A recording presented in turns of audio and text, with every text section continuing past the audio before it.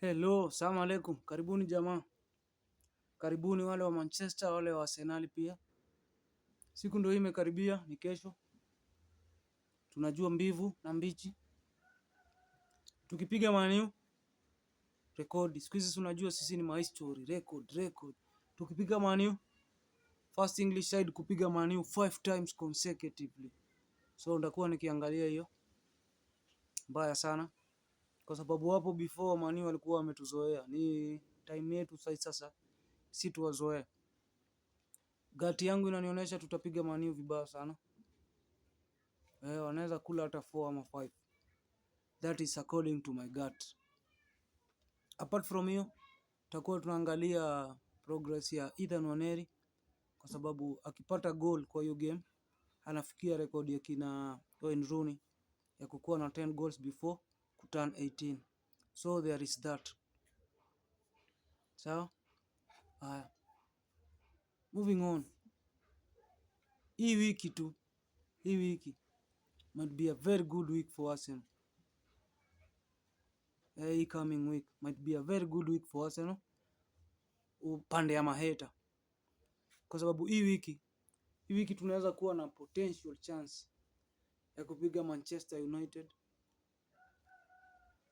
then to deal na PSV, then at the end of the hii wiki Saturday hii wiki tukutane na Chelsea. So hiyo jeshi tukideal nao, hao watu nimekutajia, tukideal nao, then progressing to the other week tupige Real pase, tushinde hiyo game ya Real. Unaona? Hakutakuwa na hiyo theory tena ati Arsenal imeangukia, nani alikuwa mnyonge, takuwa nimepitia Chelsea, Man U na Real Madrid.